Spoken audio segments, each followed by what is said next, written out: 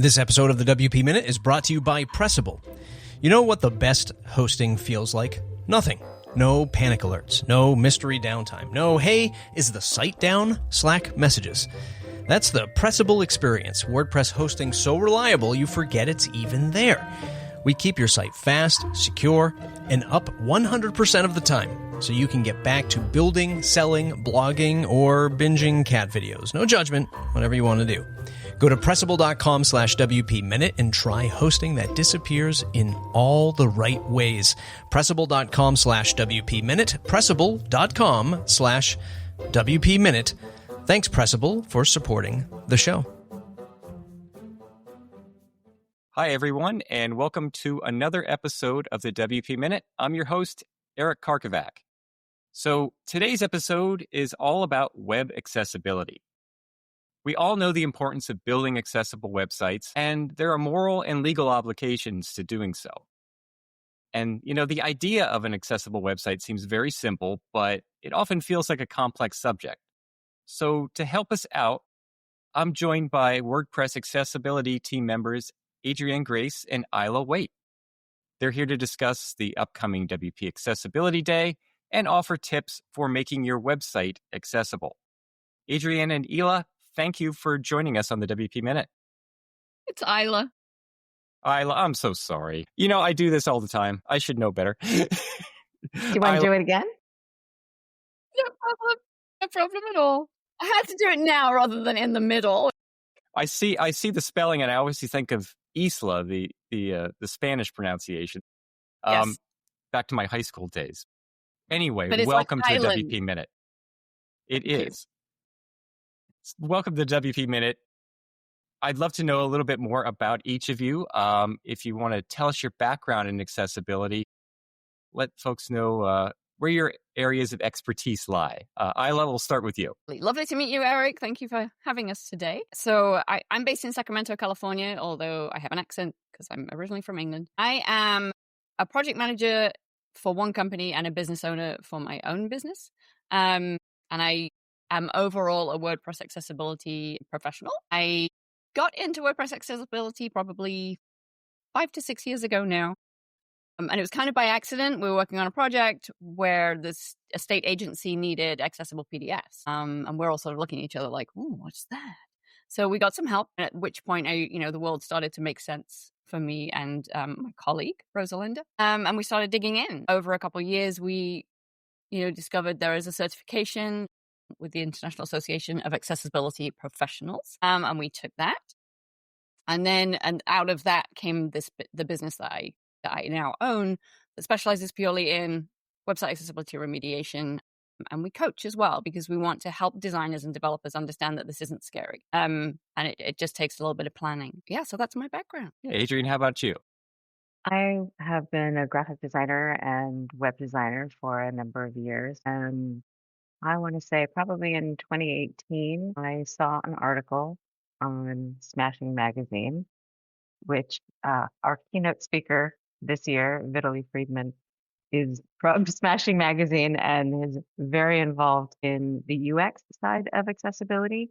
And the article was all about how designers play a role in web accessibility. And it was this aha moment for me. And I thought, wait a minute.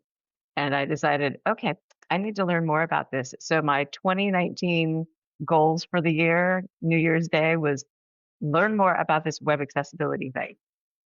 Fast forward to today, I also have my certification from IAAP. And while I do websites and graphic design documents for small individual clients, I am now employed at the Standard, which is a benefits company. And I work in the creative team to make actually PDFs typically accessible.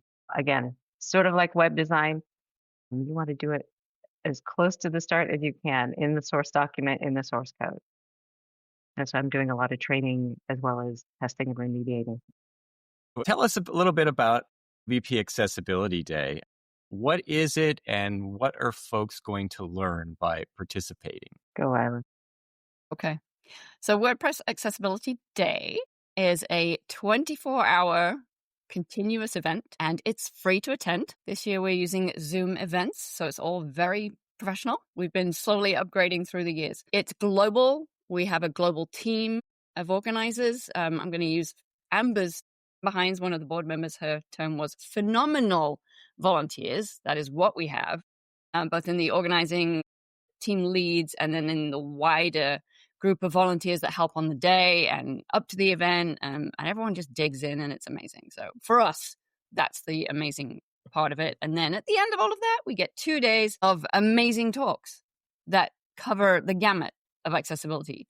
So it is WordPress accessibility. That is the focus. But over the years, we've, branched into definitely different areas. So design, and we have a colorblind designer as a speaker this year.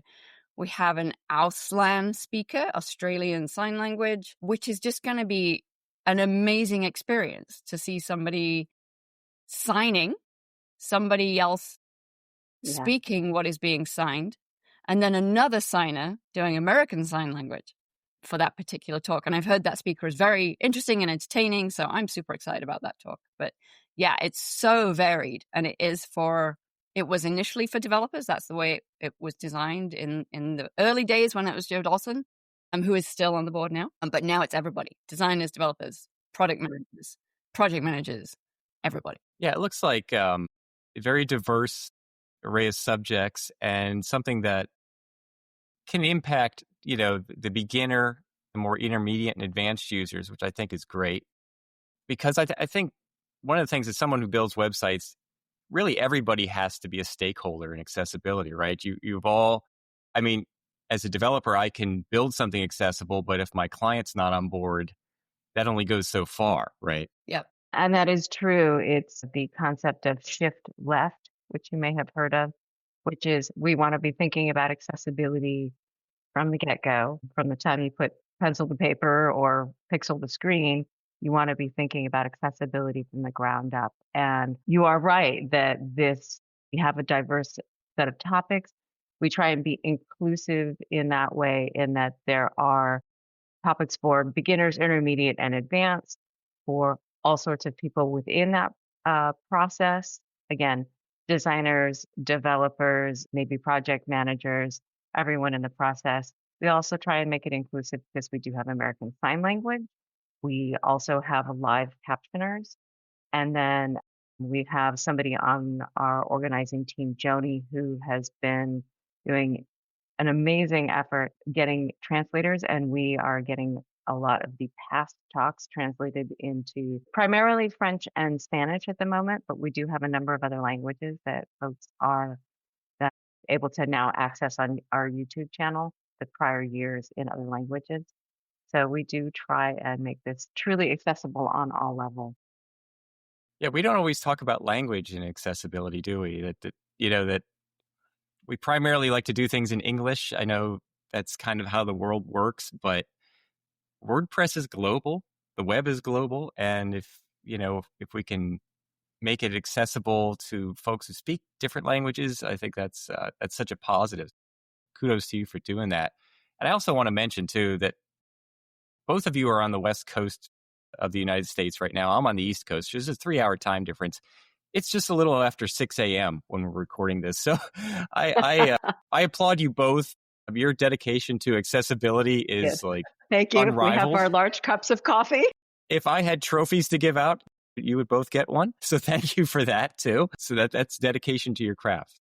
So well, thank awesome you. Actually, I will say in all honesty, because we are on the West Coast, and we do, as Isla mentioned, we have a global team of volunteers. We truly, my role this year is as volunteer lead, and I've been placing a lot of the MCs and moderators, as well as a few of us folks from the organizing team that'll be the tech admins. But we pass it off over to, I think the next team behind us they're based in Australia. They'll be turning it over to folks that are in Africa and Europe.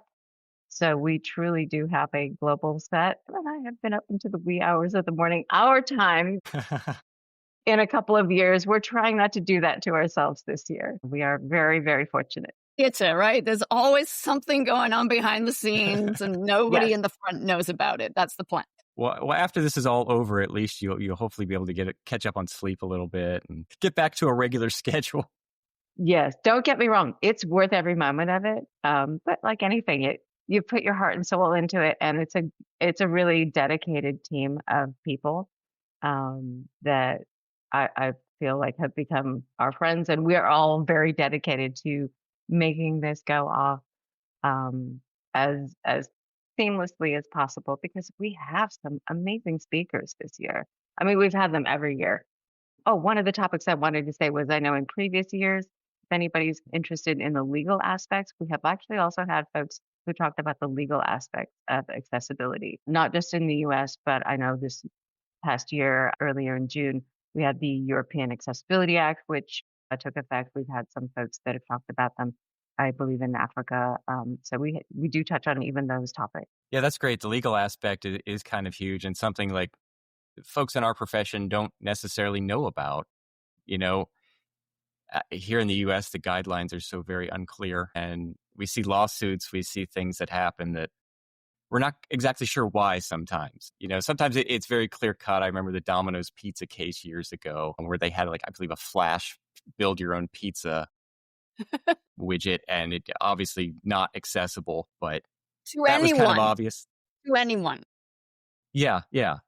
Yeah, actually, I mean, you really had to have a high-speed computer to even run that thing if it didn't crash, and a lot of dexterity to use your mouse just so. So it's great you guys are covering all the topics. I also want to mention, I don't think we mentioned the dates. It's October 15th through 16th, and the website is wpaccessibility.day. And we'll link to that in the show notes as well. Nice that it actually is the 16th is my birthday. So I appreciate you giving me all these lessons on my birthday. That's like the best gift anyone can give me. So thank you for that. But I do want to switch gears for a moment because at the WP Minute, we like to give actionable advice. A lot of our audience are freelancers, they're agency owners, they're developers. And I think accessibility, is, as I said, is one of those things that it seems so simple, right? And yet we so often fail at it. And in your experience as project managers and accessibility experts, what are the most common things that you see that go against best practices, like maybe mistakes that are made on sites? I mean, the biggest is color contrast. And I think that goes for websites and PDFs, which commonly appear on websites these days. Yeah, when the text is not strong enough against the background, whether it's too dark or too light, and a lot of people might struggle to see it, and that's a common issue and a bit of a sticking point sometimes with designers who want to make something beautiful, and we completely understand that. But beautiful isn't always accessible. So, wait, no, let me take that back.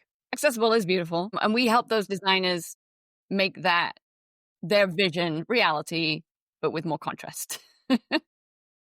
I even had clients who've come to me like that too, and say, well, this doesn't match our color scheme. I said, well, it doesn't pass muster with the color contrast ratio, but they're kind of stuck in that mode where it's got to be this very shade. And I'm even, if it only looks that way on their monitor, which is still like a problem too, because different devices, different monitors are going to show that color a little differently.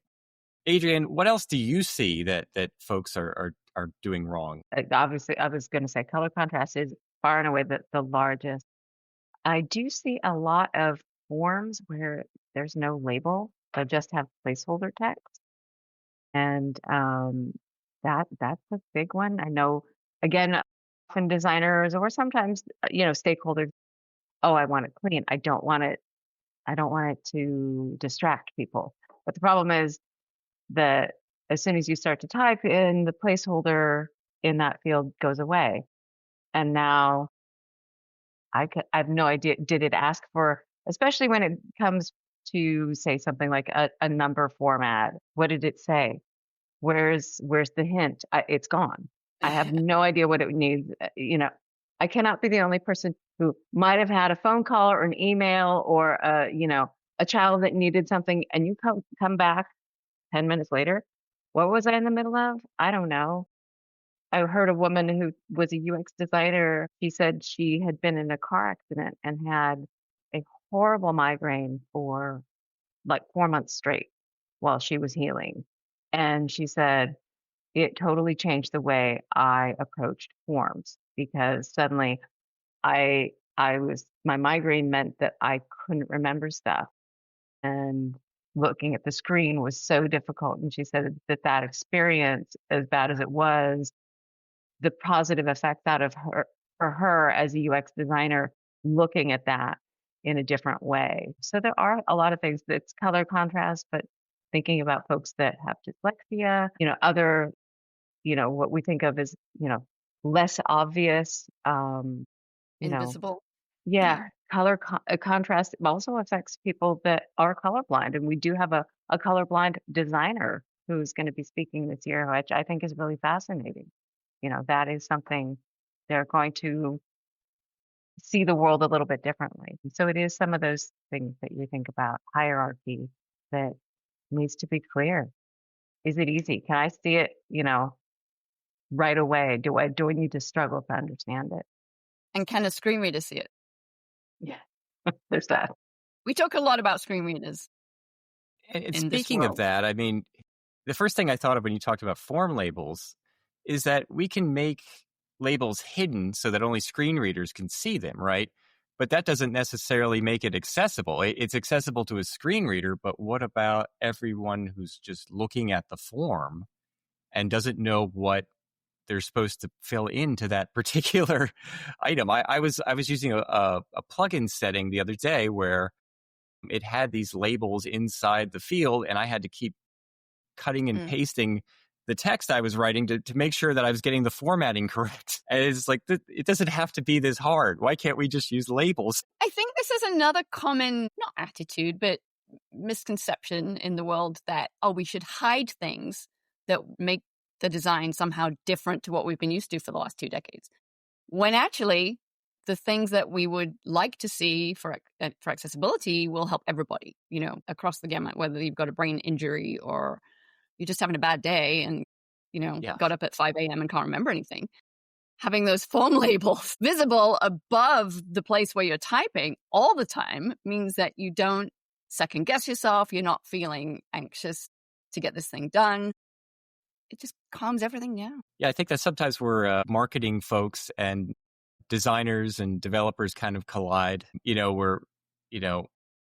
We have people insistent that we have to hide this. We can't have this here. It looks old fashioned or, and in reality, you're just making it harder for folks to, make those conversions of sales, things that, you're hoping they do on your website, and you're actually making it harder by making it look cool. That leads me into my next question. We have such a large ecosystem. We have all sorts of ready-made themes and plugins, and I think we can get off to the wrong start when building a website just by choosing the wrong theme or plugin. How do you handle that? I mean, is that something that you look at when you're in the project management phase, that you have trusted plugins are accessible? Have you ever had to say, like, sorry, we can't use this? We've said, sorry, you go. Yes. You go. I was going to say yes, yes to all of those. Yes, I've had to say to clients, I'm sorry, but we can't do it this way. Again, I will say, being in this community, you do start to hear the plugins, or theme builders that are more accessible. And of course, the more into it you get, the more you know what not to do, to not hide your form labels. But there is a lot of stuff out there. I would say do the research if you can ahead of time. I guess it's not my business. So I'm going to shout out Equalize Digital has called an accessibility checker plugin that I rely on heavily to flag a lot of those issues. But there are things that you don't even think about. It's, maybe your form plugin that we've talked about, something that came up recently in the WordPress accessibility meetup that's monthly is, oh gosh, I'm blanking, the cookie banners. Sorry, it is Oh, early yes. my time. The cookie banners that pop up, and anything that's like that, that's a modal, can be an issue. So it's sometimes those things that I would admit a cookie banner would be something like, I install it, I'm happy legally, I check that, yes, I'm doing business in the EU and Australia, and I'm great because it'll just set up the right language. And we're thinking about it in terms of the legality of it and making sure for our clients that we're covering them. But suddenly we might have opened them up to another issue around accessibility. Maybe you can't And some use of it. those issues are actual barriers. We watched Alex, who is blind, navigating, landing on a website and landing on a cookie banner and then basically getting stuck in it and getting stuck in like 1,000 different options that he didn't understand and then trying to find his way out of the cookie banner. He hasn't even made it to the website yet. And you've lost a potential audience there. It's fascinating to see someone use a website completely different to the way that you might use it. Yeah. I it's think very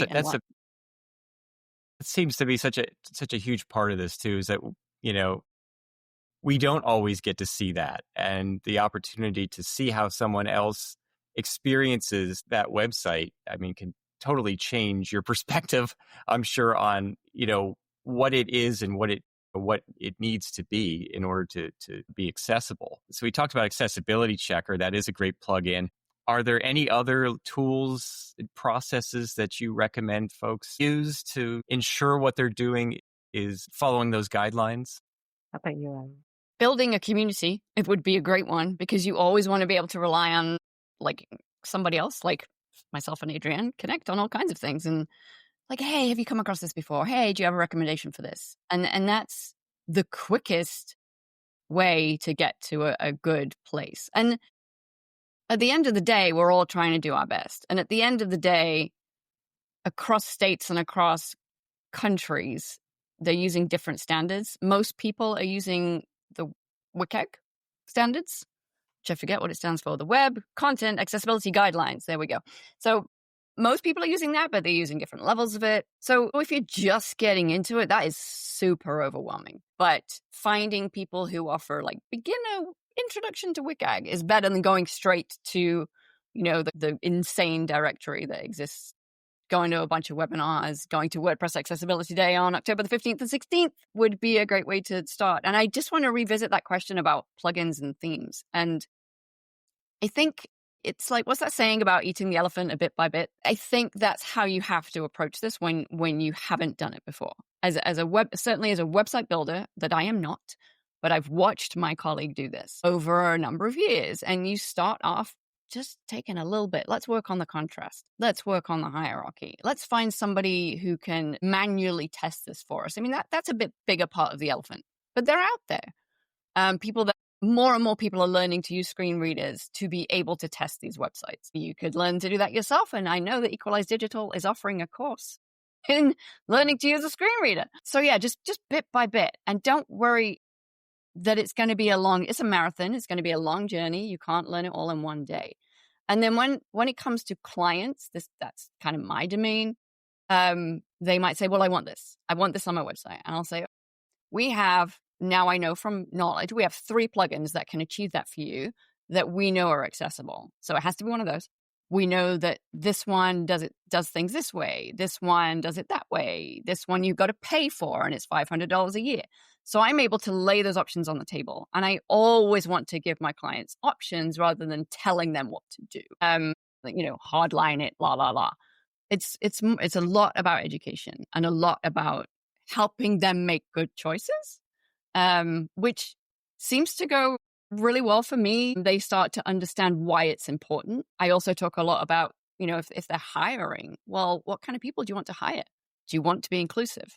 Let's make that form accessible. And the lights go on and they really start to understand it. And then, when I put a budget in front of them, they're understanding why, we need to do this research. And it's just so important for their company and outside of their company and our economy in California and our economy globally. It has such a knock-on effect to absolutely everything. Yeah, I mean, education seems to open a lot of doors for people. When they don't understand accessibility or understand why it's important, they may not see it as something that they need to worry about. But then when you start laying it on the table, and this is why you want to have your forms accessible, this is why your shopping cart needs to be keyboard navigable and those type of things, then they start to see, okay, there's something in it for me, but there's something in it for the folks that are using this website and, are hopefully going to be our long-term customer and come back to us.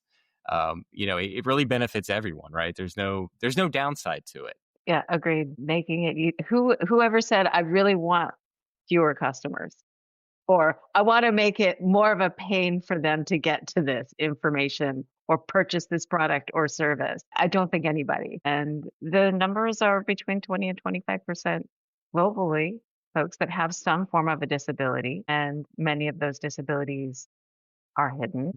Nobody walks around with a sign that says, "Hey, I'm colorblind." Some things are more obvious, but I've been sitting in a room where I'm the only one not wearing hearing aids. So, that's a barrier for some folks, which is why everything in my world always has captions on. Like, do you watch a lot of foreign films? Well, yes, but, you know, and there isn't a downside, right? Sometimes find out very quick dialogue. Hey, I was missing that. So to your point, there's no downside to making things easier, quicker to understand, faster, easier solution to get the information, purchase the product, use the service. Exactly. Good points. And it kind of leads me to the next area that I wanted to ask about. So we often build a website, we hand it off to our clients, and it could be 100% accessible. Once the client gets a hold of it, it may not be 100% accessible after long. So I know, Eli, you mentioned training, right? Coaching. What does that look like? What kind of advice do you give to folks who are going to maintain their website maybe and make sure that they're using best practices in the areas they're touching of the website? Because they may not be touching everything. They may be just putting blog posts in. But how do you go about that? Yeah, great question. So it kind of depends what our relationship has been with them to that point. Did we build them a website from scratch? Did we help them remediate, which is the word used to take an inaccessible website to an accessible website without rebuilding it, which is a desired approach when you're looking at large websites.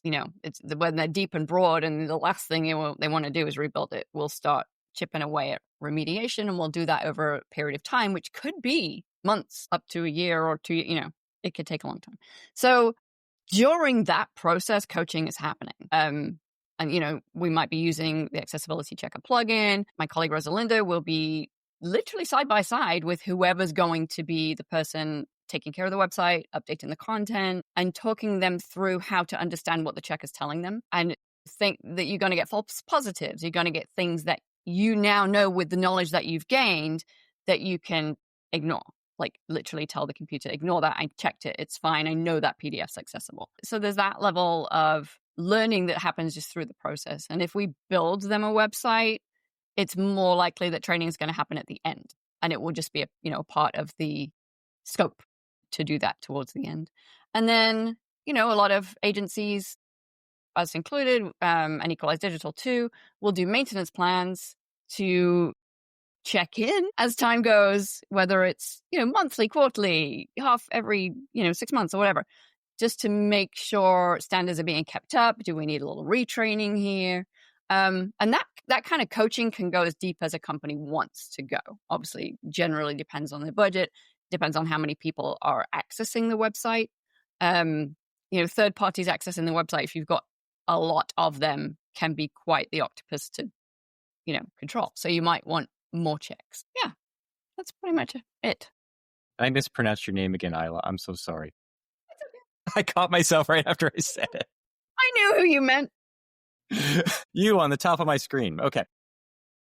Exactly. I'm sensitive to it because people mispronounce my last name all the time. So I apologize. Sometimes I'm I not can think. going to even try and say your last name.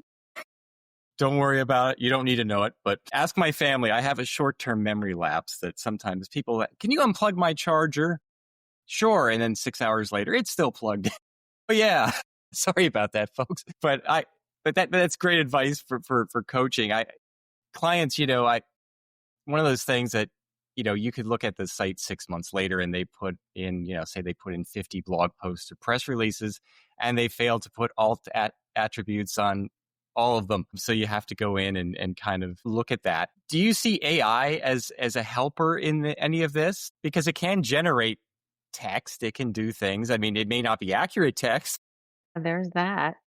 I would say the bits that I've tested it, there are, of course, so many webinars out there and blog posts. I think I see the phrase AI probably 150 times a day between, the emails and the blog posts and every platform that you log into. I think it has its uses. I think the true danger is thinking that it's the be all end all and it's the answer. And it might get you started on something. It might give you a, a leg up. It might give you something to work with. But in terms of alt text or other solutions, it really still does take somebody going in and looking at it. I think one of the first demonstrations that I saw, a gentleman was showing his photo app that had the AI built in, and it routinely identified his black lab as a pair of sunglasses. Like, I know this is not a pair of sunglasses. Even with low vision, I know it's not a pair of sunglasses. So sometimes it can be pretty good. A lot of times, particularly if you're asking it to decide what a chart or graphs, I find that a lot because you can run into the same thing in PowerPoint presentations. I see this a lot. And it's trying to tell you it's a chart with red and green and yellow bars. Great. That's fine. That is true. It doesn't tell me anything about the chart. So that is absolutely a case where I would encourage people to go in and actually write their own text, but at least review it. Or if it's something that's true, the other thing is the AI won't necessarily decide if something is decorative. That lovely fleur-de-lis may just be something that's visually appealing, gives the eye a rest in your layout, but doesn't have any meaning whatsoever, is not conveying anything about your product, your service, or anything. So it could be left, as a decorative image. And those, again, often are, to me, decisions that are better at least reviewed by a human. AI misses context. Yeah. Yeah, I mean, we all want the easy and cheap answer, right? But that often comes at an extra cost, and that you're relying on a machine to do something a human is much better equipped to handle. Yeah. I mean, I know there are some folks out there that, okay, we have alt attributes on all of our images, so we pass. It doesn't actually matter if it gets the context of the image. It doesn't matter if it is at all accurate or helps folks figure out what they're looking at, or what is in the content.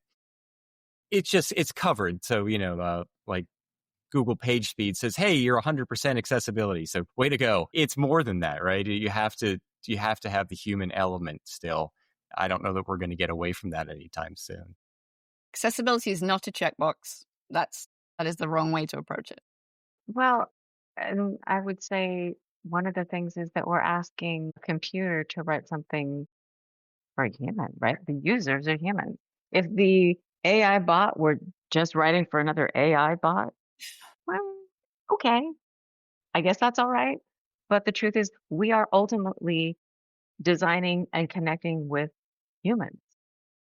And we can't forget that the human element is the absolute core of why we're doing what we're doing. Absolutely. I mean, the bot does not go shopping for you yet. I mean, I'm sure that's coming. Your personal shopper bot, we'll look on Amazon for the right deal on toothpaste or whatever. For the rest of us, who want to buy our own toothpaste online, if we do that, we need to know what we're looking at and what's there and how much it costs and how to buy it. So that's great advice. So I'm going to wrap it up there. But is there anything else you'd like to tell us about WP Accessibility Day? Any other great things that we're going to look forward to on October 15th and 16th? When you sign up, you can get the cool T-shirt. Yeah. That is cool. Register and you could buy one of these. If you donate, I remember how that works. You may donate if you like Yeah. to WordPress It even Disabilities. has You know, Aha. I like it. Let me read that out. sorry. Okay. So on the back it says Alt equals WPAD in American Sign Language on the front of a light blue t-shirt. Love it. And the reason I read that out is because somebody might not be able to see it. Exactly. And there are also going to be people listening to this in addition to watching it. So that makes a lot more sense, right? I actually was at a concert over the weekend with my daughter, and there were several performances that were signed. Mm-hmm. These bands were up on stage rocking out, and there was this gentleman in a very sparkly cowboy hat. I actually have a video of him because he was so cool. And he was grooving up there into the music. He was giving us lyrics. He was giving us drums and guitar and all that stuff. Like, what a cool thing to do. And you know, I'm sure there are folks who are hard of hearing in that venue, and you know, why not? It adds to the experience too, Exactly. even if you're not hard of hearing. Well, thank you, Ela. And I said it right, didn't I? Isla. No, I didn't say it right. Oh my gosh, I need more coffee. You're the ones who are up early. I'm just here. Isla, wait, and Adrian, Grace, thank you so much for being here and educating us on accessibility and letting us know more about WP Accessibility Day. Don't forget to register. 15th and 16th of October. It's free. It's free. It's wpaccessibility.day. Yep, exactly. We'll put that in the show Thank you. notes. And also, if you're listening or watching, visit the wpminute.com/subscribe. You can get our email newsletter there. You can support us by becoming a member. Support my mispronunciation of names and all the other embarrassing stuff I do on film. I appreciate both of you being here, and thanks so much. And we'll see you next time on the WP Minute. Thank you, Eric. Thank you. Thank you. Thanks for listening to the WP Minute, part of the Matt Report Media Network. This episode wouldn't be possible without our amazing pillar sponsors, Pressable, Kinsta, GoDaddy, 20i, and Elementor. These brands are supporting WordPress media and helping us invest in your future as a WordPress professional. Our Foundation Plus sponsors like Hostinger, Big Scoots, Stellar WP, Personalized WP, Weglot, and PatchStack help us keep the lights on. Thanks to all of our members in the WP Minute Slack channel, which you can join too. Head on over to thewpminute.com/support to get access. Thanks for listening, and don't forget to hit the share button or tell a friend about this podcast. See you in the next one.